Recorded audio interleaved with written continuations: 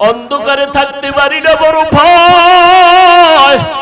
এরে যুবক, একটু মাথাটা নত করে চিন্তা কর, ওই অন্ধকার কবরে যখন রেখে আসবে কেমনে একা থাকবি? যেই কবরে ডানে বামে মাটি, অন্ধকার, কোনো বিছানাও নাই। ওরে নবীর কথা মিথ্যা মনে করিস না রে যুবক, আল্লাহর কোরআনটাকে মিথ্যা মনে করিও না রে বাবা। লক্ষ লক্ষ নবীরা মিথ্যা কথা বলেন নাই, লক্ষ লক্ষ সাহাবায়ে কেরাম মিথ্যা বলতে পারেন না, কোটি কোটি ওলামায়ে কেরামরা মিথ্যা মনে বলতে পারেন না। ও যুবকেরা, আমাদের তো কোনো আমলই নাই।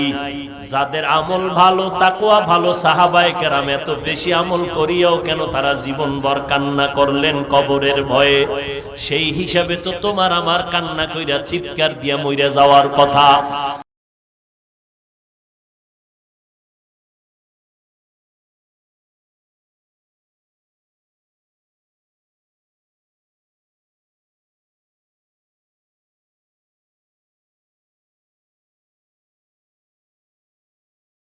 অথচ কপাল খারাপ, একবারও বাবার জন্য এক ফোঁটা চোখে পানি আসলো না রে যুবক।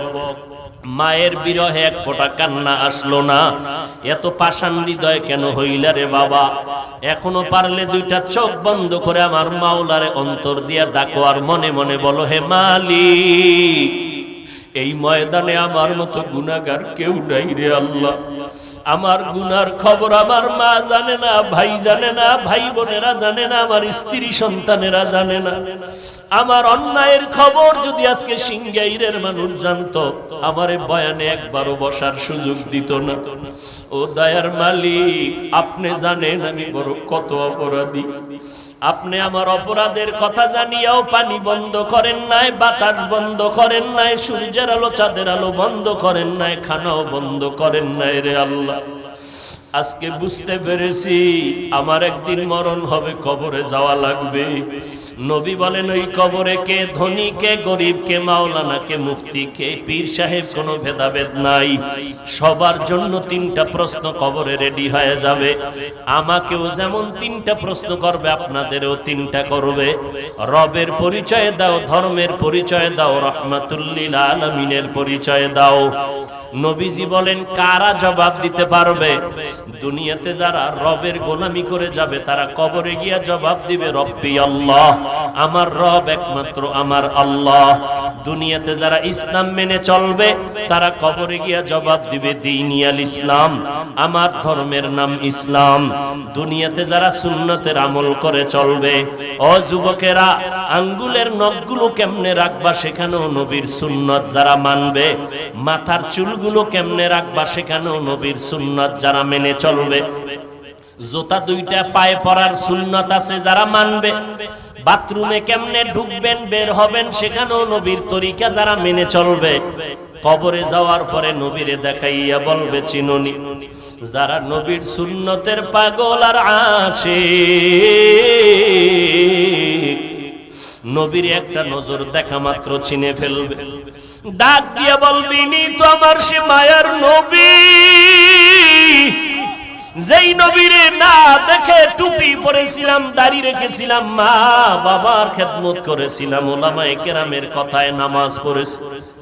আল্লাহ সাথে সাথে গাইবি আওয়াজ দিয়া বলবেন, রে ফেরেশতা, আমার বান্দাটারে আর কষ্ট দিও না। দুনিয়াতে আমার বান্দা আমার মোহাব্বতের কারণে খাইতে পারে নাই, ঘুমাইতে পারে নাই। যখন সবাই ঘুমায় গেছে, পশু পাখি ঘুমায় গেছে, নদীর মাছও ঘুমায় গেছে, আমার এই আশেক বান্দা তখন ওযু বানাইয়া যায় নামাজটা বিছাই আমার আল্লাহর জিকির করেছে। ওই গভীর রজনীতে আমি আল্লাহকে আল্লাহ বলে ডেকেছে। আমি আল্লাহ পাকের মুহাব্বতে বান্দা ঘুমায় নাই। এখন আর দেরি না করে কবরে বেহেশতের বিছানাটা দাও, জান্নাতের সাথে রাস্তা বানায় দাও। 3.5 হাত কবরটাকে বড় একটা বালাখানা বানায় দাও। আমার বান্দা এখন ঘুমাবে কিয়ামত পর্যন্ত। নবী আফসোস করে বলেন, দুনিয়াতে যারা রবের গোলামি করবে না, আল্লাহর দ্বীন ইসলাম মানবে না, নবীর সুন্নাত মানবে না, এই সমাজে একদল কপাল পোড়া আছে, চূড়ান্ত কপাল পোড়া, নিজেও নামাজ পড়ে না, যারা নামাজ পড়ে তাদেরকেও পছন্দ করে না, নিজেও পর্দা করে না, যারা পর্দা করে তাদেরকেও পছন্দ করে না। এমন কপাল পোড়া, নিজেও মোনাজাতে কান্না করে না, যারা কান্না করে তাদেরকেও পছন্দ করে না, নিজেও পর্দা করে না, হালাল খায় না, যারা হালাল খায় তাদেরকেও পছন্দ করে না, নিজেও মসজিদে যায় না, যারা মসজিদে যায় তাদেরকে পছন্দ করে না, নিজেও নবীর সুন্নাত মানে না, যারা মানে তাদেরকেও পছন্দ করে না, নিজেও আল্লাহর জিকির করে না, যারা জিকির করে তাদেরকেও পছন্দ করে না। এমন গুনাহগার তওবা না করিয়া যদি কবরে যায়, তিনটা প্রশ্নের একটা জবাবও দিতে পারবে না। নবীজি বলেন, তখন আমার আল্লাহ গায়বী আওয়াজ দিয়া রাগান্বিত হয়ে বলবেন, এই নাফরমানের আর কোনো সুযোগ দিও না, দুনিয়াতে আমি কম সুযোগ দেই নাই। আমার দেওয়া পানি, আমার দেওয়া বাতাস, আমার দেওয়া সূর্যের আলো, চাঁদের আলো, মাছ, আমার দেওয়া জমিনের ফসল, গাছের ফল খাইয়া কত বড় নিমক হারাম, একবারও আলহামদুলিল্লাহ বলে নাই। ওলামায়ে কেরাম পায়ে ধরে ধরে নামাজের কথা বলতো, এক বেলার নামাজে মসজিদে যায় নাই। এখন আর সুযোগ দিও না, কবরে জাহান্নামের বিছানাটা দিয়া দাও, জাহান্নামের সাথে রাস্তা খুলে দাও। কবরে জাহান্নামের আগুন একটা না দুইটা না, 70 থেকে 99টা সাপ কবরে আসবে। আল্লাহর নবীকে আল্লাহ পাক বলতেছেন, নবী জানায় দেন, সর্বশেষ আমার আল্লাহ কবরের মাটিকে ডেকে বলবেন, এ কবরের মাটি, এই বেঈমান আর নাফরমানের দুই পার্শ্ব থেকে জোরে জোরে চাপ দাও। এত জোরে মাটি চাপ দিবে, পাজরের হাড়গুলো চুরমার হয়ে যাবে। অনেকে কবরের আযাব বিশ্বাস করে না। আল্লাহ মাঝে মাঝে কত কবরে আগুন দেখায় দেয়, কত কবরে সাপ বিচ্ছু ধোঁয়া দেখায় দেয়। আবার এই বাংলাদেশেই প্রমাণ আছে, কত কবরের লাশ 30 বছর পর্যন্ত তাজা ছিল, কাফনে কোনো দাগ লাগে নাই। ও আল্লাহর বান্দা, যত কবরে আযাব হলো বেনামাজিদের কবর, আর যত কবরের লাশ তাজা পাওয়া গেল সব হলো নামাজিদের কবর। হেদায়েতের মালিক আল্লাহ। ইন্নাস সামআ ওয়াল বাসারা ওয়াল ফুআদ কুল্লু উলাইকা কানা আনহু মাসউলা। আল্লাহ তাআলা বলেন, চোখের বিচার হবে, কানের বিচার হবে, অন্তরের বিচার হবে, পালাবার কোনো সুযোগ নাই। এবার বলবে, আল্লাহ আমার বিবেকের যদি বিচার করো, তোমার কাছে আমার একটা আবদার আছে। যেই মা বাবার কারণে আজ আমি বেনামাজি হইলাম, বেপরদাওয়ালা হইলাম, কোরআন পড়তে পারলাম না, ও আল্লাহ আমার মা বাবায় যদি একটু চেষ্টা করতো তো আমি পারতাম।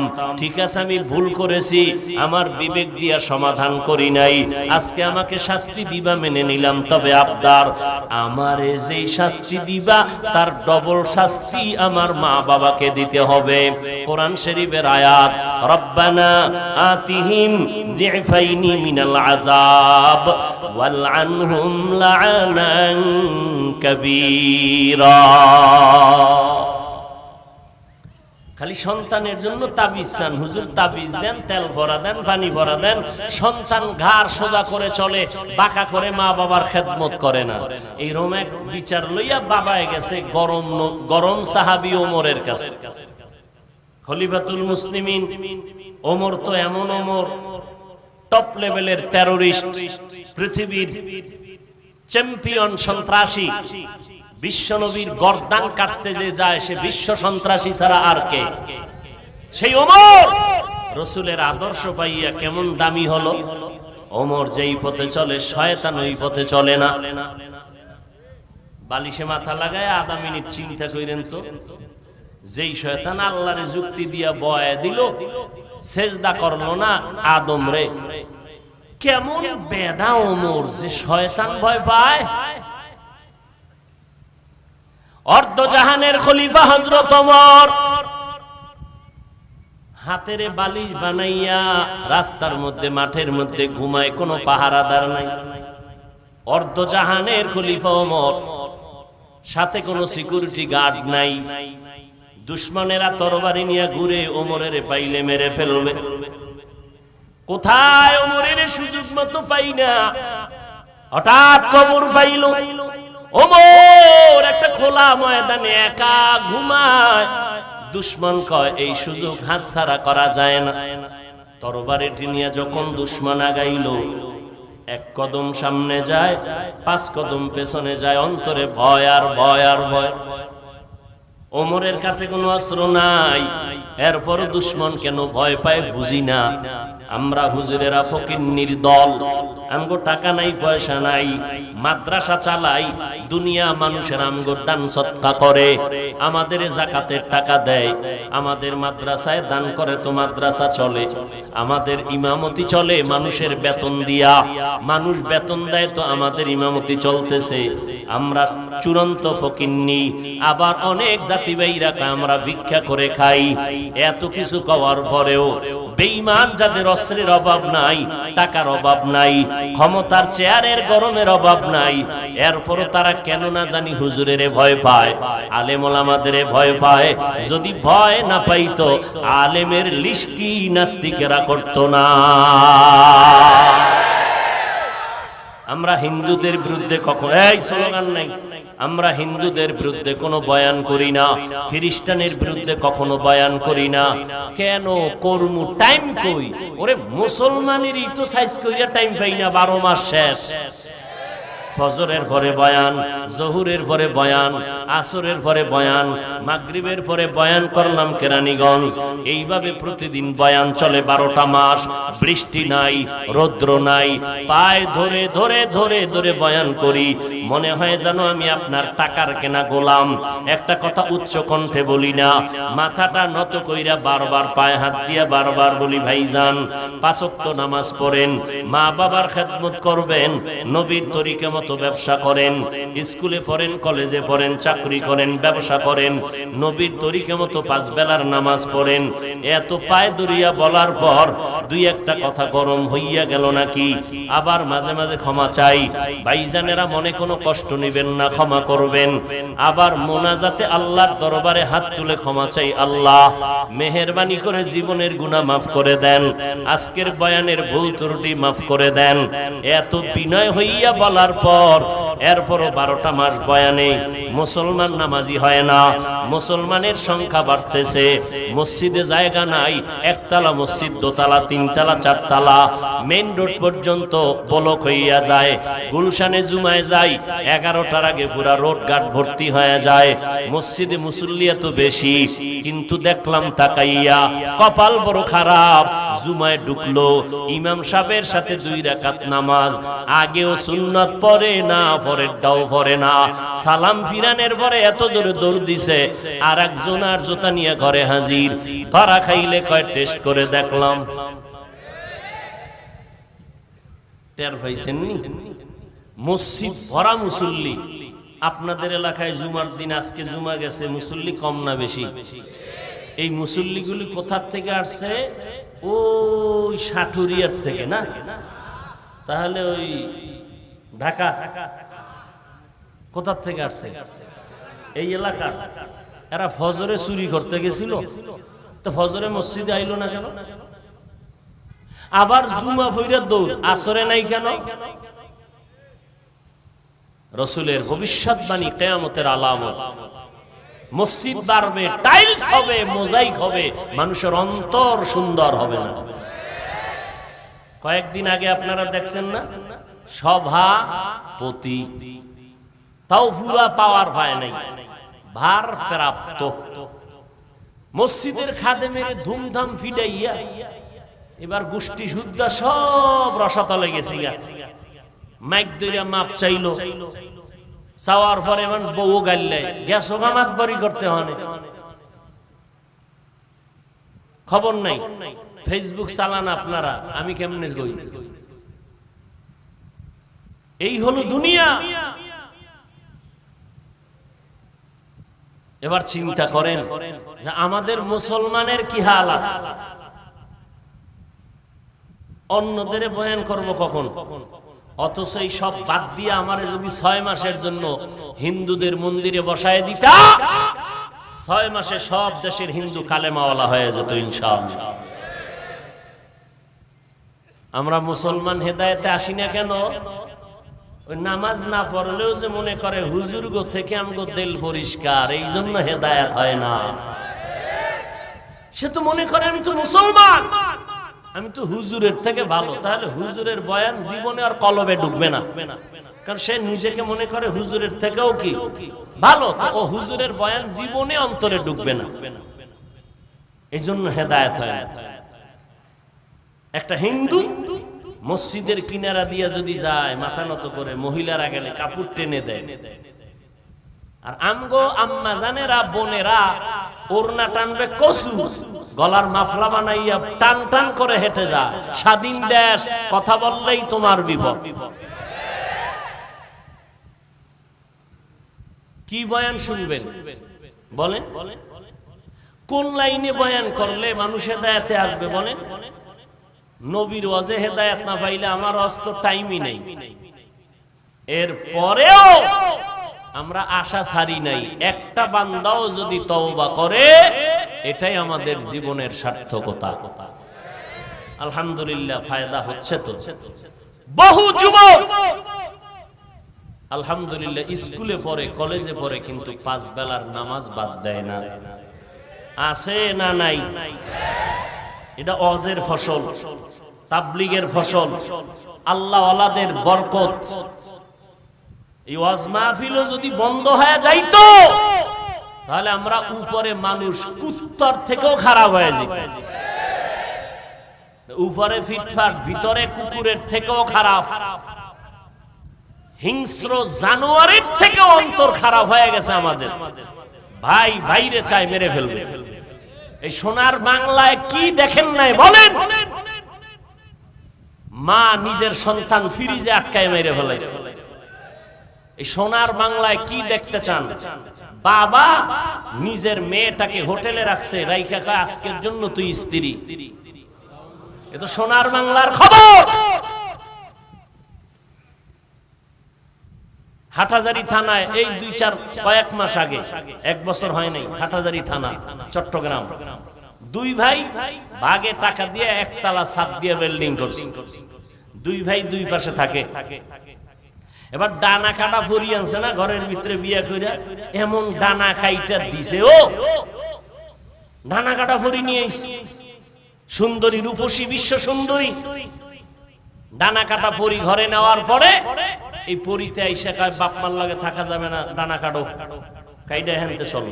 বাস ছেলেরে জুদা করায় দিল মা বাবার থেকে আলাদা। তো এবার বউ পরামর্শ দেয়। তো একদিন 2 ভাই কথায় কথায় ঝগড়া লাগছে। এই ঘর করতে আমি টাকা বেশি দিছি, বড় ভাই কয় আমি দিছি, ছোট ভাই কয় আমি বেশি দিছি। তর্ক করে করে করে করে এক পর্যায়ে ছোট ভাই বড় ভাইকে মেনে নিতে পারলো না, বন্ধুদের রেডি করলো। সন্ধ্যা রাত্র যখন ঘনিয়ে গেল, ঘরের মধ্যে বড় ভাই খানা খায়, ছোট ভাই বন্ধুদের ছাদে উঠাইয়া এবার ডাক দিছে, ভাইজান একটু বাহিরে আসেন, আপনার সাথে কথা আছে। পরবর্তী সময় ওই বড় ভাইয়ের বউ সাক্ষাৎকার দিয়েছে মিডিয়ায়, বলে খাদর থেকে আমার ছোট দেওরে ডাক দিয়া নিয়ে গেল, কথা আছে বলিয়া। এরপরে আর কোনো আওয়াজ নাই। দীর্ঘ আধা ঘন্টা পর ছাদের মধ্যে শুনি ধুমধাম আওয়াজ চলতেছে, বুঝতে পারি না। এই ছাদের মধ্যে নিয়া আমার স্বামীকে ওরা জবাই করেছে। ভাই ভাইকে জবাই করার ষড়যন্ত্র করে। কি বয়ান করব বাসা নাই, কোনো জানা নাই যে কি বয়ান করলে মুসলমানের হেদায়েতের দরজা খুলে যাবে। এরে নবীর উম্মতের দল, মসজিদে লেখা দুনিয়াবি কথা বলা হারাম, এরপরও জোরে জোরে আওয়াজ হয়নি। কথা কন। কমিটির লোকেরা বেশি কয়, কারণ বাধা দিবে যে ইমাম সাহেব তার চাকরি থাকবে না, কচু পাতার উপরে জীবন চলে। এরে নবীর উম্মতের দল, কোথায় যাব, কি করব, ভাষা নাই বলার। এরপর আল্লাহর কাছে দোয়া ছাড়া কোনো পথ নাই। আজকে কান্নাকাটির কারণে যতই গালি দেয় আমরা কোনো গালির জবাব দেই না। এই টুপিওয়ালা বলে কত গালি শুনলাম, কওমি মাদ্রাসায় পড়ার কারণে কত গালি শুনলাম, তাবলীগ করার কারণে কত গালি শুনলাম, আল্লাহ ওয়ালাদের কাছে যাওয়ার কারণে কত গালি শুনলাম। এরপরও গালির জবাব না দিয়া মনটাকে ছোট বানাইয়া আল্লাহর দরবারে কান্না করার দ্বারা ফায়দা তো কম হয় নাই। আলহামদুলিল্লাহ ওই ব্রিটিশরাও কিন্তু ভারতের মধ্যে এত অপচেষ্টা করিয়া মাদ্রাসা বন্ধ করে দিয়েছিল, কোরআনের আওয়াজ বন্ধ করে দিয়েছিল, শত শত আলেমের জবাই করেছিল। ওরা চাইছিল মাদ্রাসা দুনিয়ায় থাকবে না। আল্লাহ কয় আমি রাখবো কিয়ামত পর্যন্ত, কোরআনের হেফাজত করব। যত বাধা দেয় ওই বাধা দেনেওয়ালারা শেষ হয়ে যায়, কোরআনওয়ালাদের কোনো ক্ষতি করতে পারে না।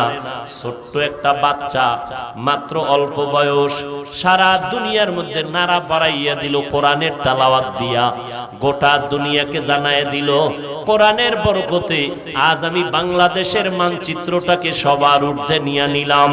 এরে নবীর উম্মতের দল, এটা কোরআনের বরকত, আল্লাহর কোরআনের বরকত। আমি বান্দার কোনো মান নাই, কোনো দাম নাই। আজকে চেয়ারে বসাইয়া কথা বলার পেছনে কারণ আল্লাহ পাকের কোরআন আর মদিনাওয়ালা নবীর আদর্শের বরকত। ও আল্লাহর বান্দারা, ওই কোরআন যার ঘরে আছে ঘর বরকতওয়ালা। ওই কোরআনের সাথে যে কাপড় লাগে কাপড়টাও দামি, ওই কোরআনে যে কাট লাগে কাট রেহাল হয় সে রেহালটাও দামি। ওই কোরআনটা যার সিনার মধ্যে থাকবে, মদিনার নবী কয় কোরআন সিনায় নিয়ে যদি কবরে যাও, ওই কবরের মাটি কখনো তোর দেহটা নষ্ট করবে না। এরে নবীর উম্মতের দল, আল্লাহর কোরআন এত দামি, আল্লাহর নবী কয় দুইটা জিনিস রেখে আমি বিদায় নিলাম। এক নম্বরে কোরআন, দুই নম্বরে আমার সুন্নতের আমল। আল্লাহর কোরআন ধরবা সওয়াব, পড়বা সওয়াব, দেখবা সওয়াব। মদিনার নবী কয় কোরআনটা খুলিয়া যদি তাকাইয়া তাকাইয়া মুহাব্বতে দেখো, মরণের আগে কখনো চোখের পাওয়ার নষ্ট হবে না। কয়জন মুসলমান এখানে? সবাই মুসলমান, এখানে সবাই হাজী সাহেব, সবাই মুমিন মুসলমান। কিন্তু কয়জন মুসলমান বলতে পারবেন আমার ছেলেটা কোরআন পড়তে জানে, আমার মেয়েটা কোরআন পড়ে? মাইয়া বলা বিয়া দিছেন, ছেলেটা মাইয়া বিয়া দেওয়ার সময় ছেলে লেখাপড়া কি করছে, ছেলের বাড়ি গাড়ি কেমন, টাকা পয়সা কেমন, সব চিরুনি অভিযান দিয়া তালাশ কইরা বের করলা। মাইয়া যারে বিয়া দিবা ছেলেটা কোরআন পড়তে পারে নি, একবারও জিজ্ঞাসা করলা না রে বাবা কেমনে তোমার দ্বারা শান্তি জমিনে আসবে? আবার ছেলেরে বিয়া করাইতে মাইয়া আনবা, মাইয়ার গোষ্ঠী শুদ্ধ সব খবর নিলা, টাকা পয়সা সব খবর নিলা, মেয়েটা কোরআন পড়তে জানেনি, একবারও জিজ্ঞাসাও করলা না। খোদার কসম, যার সিনার মধ্যে কোরআন তেলাওয়াত থাকবে, যেই মাইয়া কোরআন পড়নেওয়ালা শ্বশুরের ঘরে আসবে, ওই কোরআন পড়নেওয়ালা মেয়েটা শ্বশুর শাশুড়িকে কোনোদিন কষ্ট দিবে না। আল্লাহর নবী বলেন আমি উত্তম আদর্শ নিয়ে আসলাম, গ্রহণ করো। কেমন উত্তম আদর্শ? আমার নবীর উত্তম আদর্শের মতো আদর্শ জমিনে নাই। কেমন উত্তম? আমার নবীর 63 বছর জীবনে নবী একটা মিথ্যা কথা জীবনে বলেন নাই। ও সিংগাইরের মুসলমান, এমন একজন নেতার নাম বলো যেই নেতা জীবনে মিথ্যা কথা বলে নাই। হ্যাঁ, হুজুর জীবনে নি ওয়াজে ঢুকছি মিশা কইয়া, বের হইয়া আবার মিশা। গজবের মোবাইল মিথ্যার চর্চা করাইতেছে আমাদের। মোবাইল দেখানে লাগাইয়া ঘরে বয়া বাবায় কয় আমি দেশই নেই। ঠিক নি? হাসতে হাসতে মিথ্যা কথা বলে, হাসতে হাসতে। অথচ একটা মিথ্যা কথা বলা কবিরা গুনাহ। একটা কবিরা গুনার জন্য ৭,০০০ বছর জাহান্নামের শাস্তি। তওবা না করলে আল্লাহ মাফ করবেন না। ও নবীর উম্মতেরা, আরে আল্লাহর বান্দারা, কেমনে বুঝাই এক অল্প টাইমে এত কথা কেমনে বলি? নবীর আদর্শ সন্তানের মধ্যে থাকার আগে মা বাবার মধ্যে আগে থাকতে হবে। এরে নবীর উম্মতের দল, বলতেছিলাম ওমরের দরবারে বাবায় বিচার নিয়ে গেল, আমার সন্তান আমাদের হক আদায় করে না। ওমর কয় বিচার করার আগে আসামিরে হাজির করো। সন্তানটাকে হাজির করা হলো। সন্তান, মা বাবার হক কেন আদায় করো না? এবার সন্তান ডেকে বলে খলিফাতুল মুসলিমিন, বেয়াদবি মাফ করবেন, আমি কি একটু কথা বলতে পারবো, অনুমতি আসেনি? ওমর বলে বলো। বলে ও খলিফাতুল মুসলিমিন, আব্বা আম্মার হক আমি আদায় করি নাই, আমার বিচার করবেন। ঠিক আছে, তবে আমি জানতে চাই আব্বা আম্মার পক্ষ থেকে আমি সন্তানের উপরে কোনো হক আসেনি? ওমরে ফারুক বলেন আছে। বলে জানতে কি পারবো? ওমর বলে জানতে পারবা। বলে কেমনে? বলে আমি বলে দেই, শুনে নাও। ও সন্তান, মা বাবাদেরকে বলতেছে। ওমর নিজে ডাক দিয়া কয়, এ সন্তানের মা বাবা, সন্তান যদি ভালো চাও, 1 নাম্বার হক হলো ভালো একটা মা ঘরের মধ্যে নাও। ভালো ফল যদি খেতে চাও, ভালো গাছ লাগাও। ভালো সন্তান যদি পেতে চাও, ভালো একজন মা ঘরে নাও। বলে ভালো কেমনে বুঝবো? কিছু পাও আর না পাও, কোরআন পড়নেওয়ালা কিনা দেখে নাও। নাই কোরআন পড়নেওয়ালা? অভাব নাই। এরে নবীর উম্মতের দল। ওমর বলে 1 নাম্বার হক হলো ভালো মা ঘরে নিবে। সন্তানটা ডেকে বলে, খলিফাতুল মুসলিমিন, আমার আব্বাজান প্রথম হকটা আদায় করে নাই। একটা অধর্মী কন্যা সন্তান বিয়া করে ঘরে আনলো, ভালো মা ঘরে আনে নাই। চরিত্রহীনা মা ভালো মা ঘরে আনতে পারে নাই। ওমর বলে 2 নাম্বার হক, ও সন্তানের মা বাবা, সন্তান যদি ভালো পেতে চাও, আল্লাহর দরবারে দোয়া করো। ইব্রাহিম নবী আল্লাহর দরবারে দোয়া করলেন, রব্বি হাবিলি মিনাস সালিহিন। আপনারা আল্লাহর দরবারে দোয়া করবেন, রব্বানা ইন্নাকা সামিউদ দুআ। আল্লাহর দরবারে নেককার সন্তান চাওয়া লাগবে, আল্লাহ নেককার সন্তান দান করবে। কয়েক মাস আগে, বেশি দিন হয় নাই, ঢাকা বাড্ডা থানার মধ্যে দুর্ঘটনা হলো। 2টা বড় বড় সন্তান, শিক্ষিত শয়তান রাইখা বাবায় মারা গেল। ওই সন্তান 2টা বাবার রেখে যাওয়া কোটি কোটি টাকা নিয়ে সারাটা দিন ঝগড়া করলো। বাবার লাশটা পড়ে রইল, 24টা ঘন্টা গেল, লাশটা দাফন করার সময়টাও পায় নাই। ও সিংগাইরের মুসলমান, এমন কুলাঙ্গার সন্তান জন্ম দিয়া কি লাভ হবে বলো? আর এমন কুলাঙ্গারের বাবা দাবি কইরা কি লাভ হবে বলো? অথচ কত যুবকের ব্যবহারে কলিজা ঠান্ডা হয়ে যায়। ও যুবক, কি পড়ো? বলে আমি বিএ পাস করছি, স্কুলে পড়ি, কলেজে পড়ি, আমি ডাক্তারি পড়ি। ব্যবহার এত সুন্দর, 5 বেলার নামাজ পড়ে, এলাকার মুরব্বীরা কলিজা দিয়া দোয়া করে। যুবকটা স্কুলে পড়লে কি হবে, কলেজে পড়লে কি হবে? ব্যবহারটা কলিজা ঠান্ডা করে দেয়। ওই সন্তান শুধু একা দোয়া পায় না, ওর মা পর্যন্ত দোয়া পায়, ওর বাবা পর্যন্ত দোয়া পায়। এই জন্য আমি সারা বাংলাদেশে ঘুরে ঘুরে বলি, আমি বয়ান করিয়া কাউকে এই কথা বলি না, সবাই স্কুল ছেড়ে মাদ্রাসায় আসো, কলেজ ভার্সিটি ছেড়ে দাও, আমগো মতো হুজুর হও, একবারও আমি বলি না। বরং স্কুলে যারা পড়েন তাদেরকে আমি গ্যারান্টি দিয়া বলবো, স্কুলে লেখাপড়া বন্ধ করবা না। যারা কলেজে লেখাপড়া করো, কলেজের লেখাপড়া বন্ধ করবা না। কেউ যদি বুঝায়, খবরদার ওই লেখাপড়া ছাড়িয়া আসবা না। আমাদের মাদ্রাসা লাইনে তোমার মতো সন্তান দরকার নাই, কারণ আমার মাদ্রাসায় আলেম ওলামা মুফতি মুহাদ্দিসের অভাব নাই, কিন্তু আমার অভাব হইল দেশের মধ্যে আদর্শবান ডাক্তারের অভাব। আমার দেশে মুসলমান ইঞ্জিনিয়ারের অভাব, আমার দেশে মুসলমান আদর্শওয়ালা এমপি মন্ত্রীর বড় অভাব, আমার দেশে আদর্শবান মুসলমান এসপিডিসি ওসি সাহেবের বড় অভাব। ওখানে লেখাপড়া করো, আদর্শবান ডাক্তার হও, আদর্শবান ইঞ্জিনিয়ার হও, স্কুল কলেজে লেখাপড়া করে আদর্শবান একজন ডিসি হও, এসপি হও। যদি আজকে আমার জেলা সারা বাংলাদেশের ডিসি এসপি আদর্শবান মুসলমান কোরআন পড়নেওয়ালা আদর্শবান হইতো, আমাদের বয়ান করতে এত পেরেশানি করতে হতো না। পেরেশানি হতে হতো, গান বাজাইতে অনুমতি লাগে না, ওয়াজের অনুমতি নিতে নিতে চামড়া শেষ হয়ে যায়, এত ওয়াজ লাগবে না। ওরে আল্লাহর বান্দা, এই ওয়াজের মাধ্যমে আমরা কাউকে গালি দেই না, বরং পায়ে ধইরা ধইরা ধইরা ধইরা বিনয়ের সাথে বয়ান কইরা বুঝাই, সুদ খাইও না, ঘুষ খাইও না। র্যাব, আর্মি, পুলিশ, বিডিআর, সরকার মিলিয়া এই বাংলাদেশে মদ বন্ধ করতে পারে নাই, গাঞ্জা বন্ধ করতে পারে নাই, তাস আর জুয়া বন্ধ করতে পারে নাই। এদেশের ওলামায়ে কেরামের কান্নার বয়ানের কারণে এই জমিন থেকে লক্ষ লক্ষ গাঞ্জাখোরেরা গাঞ্জা ছেড়ে দিছে, জুয়াখোরেরা জুয়া ছেড়ে দিছে। আজকে 5 বেলার নামাজি আদর্শবান সন্তান হয়েছে, ঠিক কিনা বলে? আমরা পাও ধরে বয়ান করি, আমরা কেউ বেত্রাঘাত করতে বলি না। এরে ভাই যুবক, ওমরের কথাগুলো দাঁড়াইয়া শুনতেছে। ছেলেটা বলে, ওমরে ফারুক খলিফাতুল মুসলিমিন, আমার আব্বার দ্বিতীয় হকটাও আদায় করে নাই।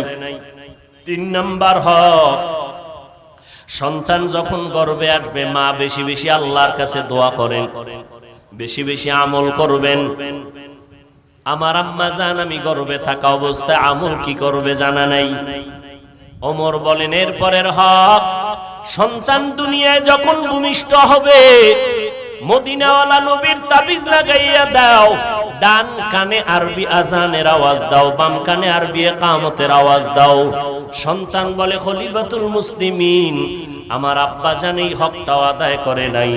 ওমর বলে, তারপরের হক হলো 7 দিনের দিন সন্তানের চুল ফালাইয়া দাও, এরপরে সন্তানের পারলে আকিকা করাও এবং সুন্দর একটা নাম রাখো, যেই নামটা দিনের সাথে মিলে যাবে আল্লাহ ওয়ালাদের সাথে।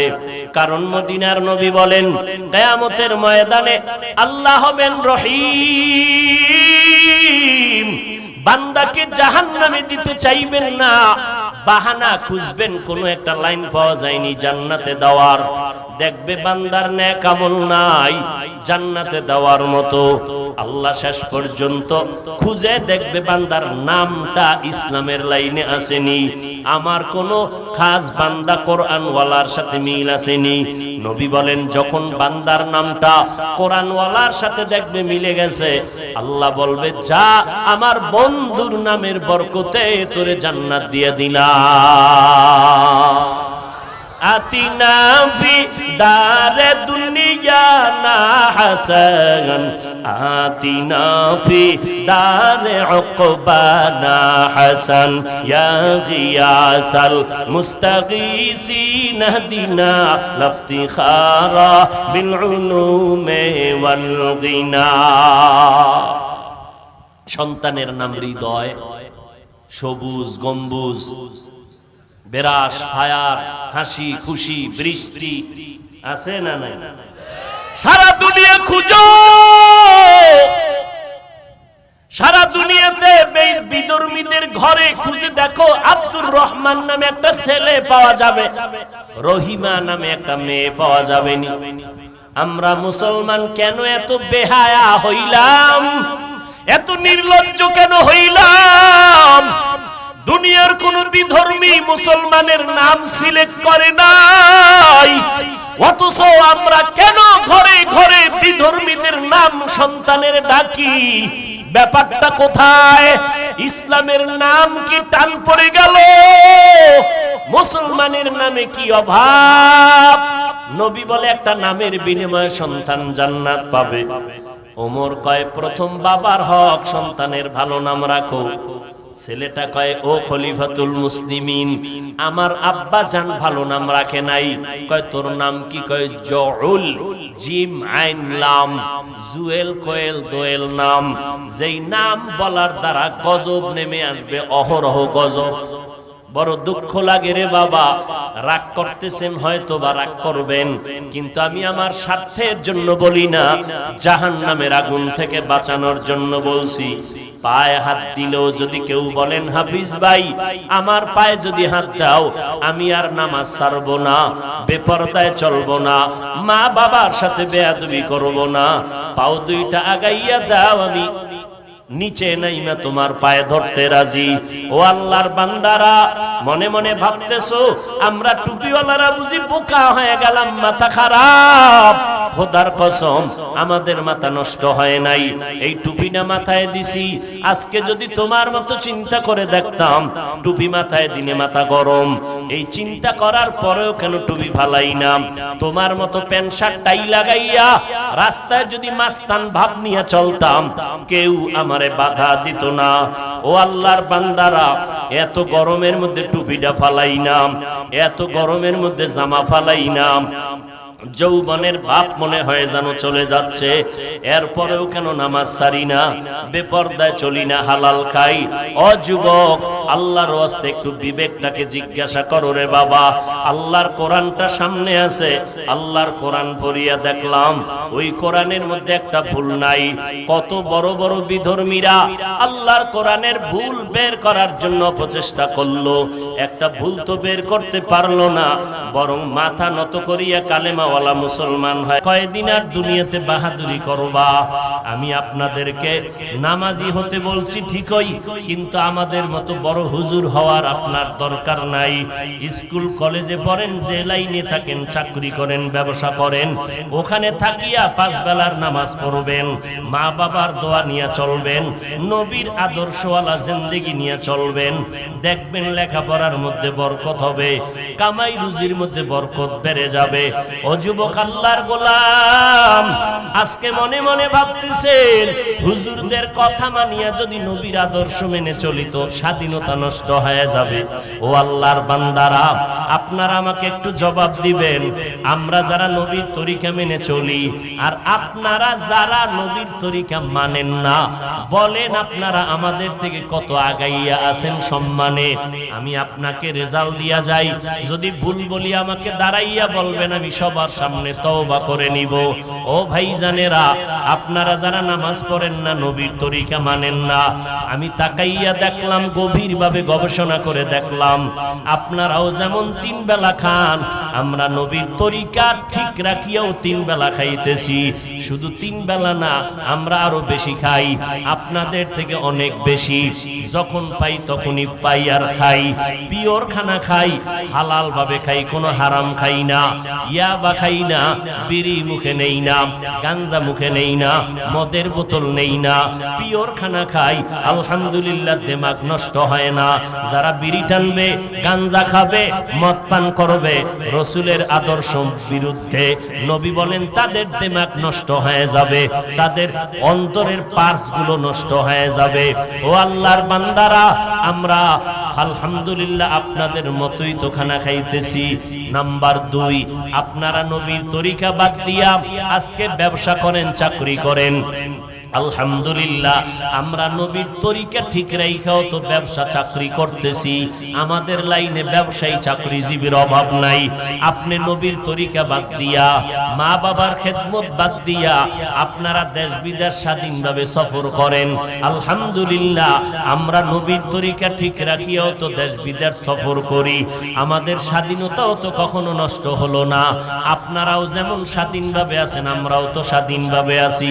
শুধু তাই না, দেখা হলে এমপি সাহেব বলে হুজুর সালাম দোয়া চাই, মন্ত্রী মহোদয় বলে হুজুর সালাম দোয়া চাই, মানুষ দোয়ার জন্য দৌড়ায়। তাহলে নবীর তরিকা মানার কারণে তো আমগো স্বাধীনতা নষ্ট হয় নাই। এইবার 2 নাম্বার, আপনার বিবেকের জিজ্ঞাসা করব, আমার মতো হুজুর না, মাওলানা না, আপনার লাইনে জেনারেল লাইনের মানুষ, সাধারণ মানুষের মধ্যে নজর করেন। আপনার মতো বান্দা স্কুল কলেজে পড়ে, নামাজি অভাব নাই। আপনার মতো বান্দা র্যাব, আর্মি, পুলিশ, বিডিআরের চাকরি করে, 5 ওয়াক্ত নামাজি আছে না নাই? তাহলে আপনার বিবেকটাকে জিজ্ঞাসা করেন, আপনি কেন পারেন না?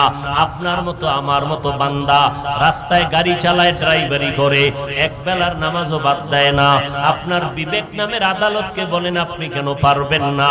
আপনার আমার মতো যুবক সন্তান, আপনার আমার মতো বান্দাটা শ্রমিকের কাজ করে, নদীর মধ্যে মাছ ধরে, কৃষি কাজ করে, গামছা বিছাইয়া নামাজ পড়ে নেয়, এক বেলার নামাজও বন্ধ করে না। আপনি নিজেকে প্রশ্ন করেন, আপনি কেন পারবেন না? ও যুবক আল্লাহর গোলাম, আপনার কি মনটা চায় না? ও পর্দার আড়ালের আম্মা জানেরা, ও মা, আপনাদের এত দাম, আপনারা নবী না, তবে নবীদের মা, আপনারা সাহাবায়ে কেরামের মা, আপনারা উলামায়ে কেরামের মা, আপনারা হাফেজে কোরআনের মা, আপনাদের কত দাম। সারা রাত যদি শুধু আপনাদের মর্যাদার বয়ান করি শেষ করা যাবে না রে আম্মা জান। আপনাদের এত মর্যাদা, একজন আল্লাহর বান্দি নবীজির স্ত্রীর ঘরে গিয়া বলে, ও পয়গম্বরের স্ত্রী, আমাদের একটু অন্তরে অন্তরে ব্যথা। বলে কি? নবীরে জিজ্ঞাসা করে আমাদের জবাব দেন। পুরুষেরা গিয়া জানাজার ময়দানে সওয়াব কামাই করে, আমরা মহিলারা তো জানাজায় যাইতে পারি না, আমরা এত সওয়াব কেমনে পাবো? পুরুষেরা জুমার মসজিদে গিয়া সওয়াব কামাই করে, আমরা তো জুমায় যাইতে পারি না, আমাদের সওয়াব বুঝি কম হয়ে গেল? পুরুষেরা জিহাদের ময়দানে গিয়া সওয়াব কামাই করে, আমরা তো জিহাদের ময়দানে যেতে পারি না। নবীজির থেকে জবাব আইনা নবী জানায় দিলেন, ও স্ত্রী, নবীর পক্ষ থেকে তাদেরকে মহিলাদের জানায় দাও, কিয়ামত পর্যন্ত আনেওয়ালা নারীদের জানায় দাও। ও পর্দার আড়ালের মা বোনেরা, আল্লাহর নবী জবাব দিয়েছেন, পুরুষেরা জুমায় গিয়া সওয়াব পাবে, জানাজায় গিয়া সওয়াব পাবে। আপনার জানাজায় যাওয়া লাগবে না, জুমার মসজিদে যাওয়ার প্রয়োজন হবে না। ঘরের মধ্যে থাকিয়া স্বামীর মাল হেফাজত করবেন, সন্তানগুলো আদর্শওয়ালা বানাবেন, স্বামীর জন্য দোয়া করবেন, পর্দা রক্ষা করে চলবেন। যদি ঘরের মধ্যে বসিয়া নির্জন জায়গায় নামাজ পড়েন, মদিনার নবী বলেন, পুরুষেরা জিহাদের ময়দানে আর জানাজার ময়দানে জুমার মসজিদে গিয়া যেই পরিমাণ সওয়াব পাবে, আল্লাহ তাআলা নারীদেরকে ওই সওয়াব ঘরের মধ্যে দান করে দিবেন। এরপরও আমগো একদল হুজুরেরা পাগলের মতো হয়ে গেছে আম্মাজানদেরকে রাস্তায় নামানোর জন্য। এই জন্য আমি মাঝে মাঝে বলি, আওয়ামী লীগওয়ালারা ইসলামের ব্যানার টানাইয়া মানুষের ধোকা দেয় না, বিএমপি ওয়ালারা ইসলামের ব্যানার টানাইয়া মানুষের ধোকা দেয় না। তারা বলে না আমরা ইসলামের ব্যানার লাগাইছি, আসো আমরা ইসলাম কায়েম করব। আওয়ামী লীগওয়ালারাও বলে না। অতএব তাদের নিয়ে টেনশন নাই, টেনশন আমাদের তাদেরকে নিয়ে যারা ইসলামের ব্যানার টানাইয়া আবার বলে আমি মাওলানা, আমি বড় ডক্টর, আমি বড় একজন আলেম, আলেমের নাম নিয়া বক্তা হইয়া চেয়ারে বৈশা উম্মতের সামনে বয়ান করে কয় নবীরাও ভুল করেছেন, আল্লাহ নবীদের দিয়া ভুল করাইছেন। তখন বড় সমস্যায় পড়ে যায় যখন একজন আলেম নামদারি স্টেজের মধ্যে বৈশা মানুষের কয় কোরআন শরীফের মধ্যে ভেজাল আছে। ও ভাইজানেরা, এই কথাগুলো তো ইন্ডিয়ার খবর না, সোনার বাংলার তাজা খবর। বেশি এক বছরও হয় নাই, কয়েক মাস আগের খবর শুনাইতেছি। ইউটিউব সার্চ দিয়া বের করো ওই বক্তা কারা। এই ময়দানে আইসা বলে কাজা নামাজ পড়া লাগবে না, বক্তা হইয়া বলে নফল ইবাদত লাগবে না, বক্তা হইয়া বলে জুমার আগে সুন্নাত লাগবে না, বক্তা হইয়া সাধারণ মানুষের বয়ান দিয়া বলে বেশি বেশি নফল ইবাদতের দরকার নাই। এইভাবে কথা বলিয়া বলিয়া উম্মতের বিভ্রান্ত করে। আমাদের টেনশন হলো ইসলামের ব্যানারওয়ালা ধোঁকাবাজ মুনাফিকের নিয়া। ১৫০০ বছর আগে মদিনাওয়ালা নবী বলছেন, এই উম্মতেরা আলেম দেখলে যাইও না, সাবধান। এই জমিনের মধ্যে একদল উলামা থাকবে চূড়ান্ত খারাপ, আর একদল উলামা থাকবে চূড়ান্ত ভালো। ক্বালান নবিয়্যু সাল্লাল্লাহু আলাইহি ওয়া আলিহি ওয়া সাল্লাম, আলা ইন্না শাররাশ শাররি শিরারুল উলামা ওয়া ইন্না খায়রাল খিয়ারি খিয়ারুল উলামা। দুনিয়াতে খারাপের তুলনায় সবথেকে খারাপ হলো উলামা, আবার ভালোর তুলনায় সবথেকে ভালো হলো উলামা। যারা খারাপ তাদেরকে বলে বাতিল, আর যারা ভালো তাদেরকে বলে আহলে হক। অতএব উলামাদেরকে লাগবে। উলামা কেরাম ছাড়া আমল করা যাবে না, উলামায়ে কেরাম ছাড়া নিজের অন্তর ধোলাই করা যাবে না, নবীর আদর্শ খুঁজে পাওয়া যাবে না। তবে খবরদার, উলামাদের কাছে যাইতে গিয়া বাতিলের কাছে যেন না যাই। সাবধান সাবধান, যারা কাজা নামাজ লাগবে না বলে তারা বাতিল, যারা বলে বেশি নফল ইবাদত লাগবে না তারা বাতিল, যারা বলে বিতরের নামাজ লাগবে না তারা বাতিল। যেই বক্তা আলেম বলে নবীরা ভুল করেছেন, আল্লাহ নবীদেরকে দিয়া ভুল করাইছেন, সন্দেহ নাই এই আলেম নামের রাসূলের হাদিস মতে আহলে বাতিল। গীবত করলাম না কেন? হিংসা অন্তরে না? ভণ্ডদের বিরুদ্ধে বাতিলের বিরুদ্ধে কথা বলা এটা ঈমানের দাবি, এটা কখনো হিংসা না। আমার নবী ভণ্ড বাতিলের বিরুদ্ধে বলেছেন কি বলেন নাই? অতএব বাতিলের বিরুদ্ধে। আরে কি কয়, কোরআন শরীফের মধ্যে অনেক ভেজাল। নাউজুবিল্লাহর আওয়াজে বোঝা গেল ওই পক্ষের কিছু বাতিল আছেন নাকি? কোরআন শরীফে ভেজাল আছে? হ্যাঁ, যেই বক্তা কয় যে হাদিসের থেকেও কোরআনে জাল বেশি, এবার কোন দেশে আছেন চিন্তা করেন।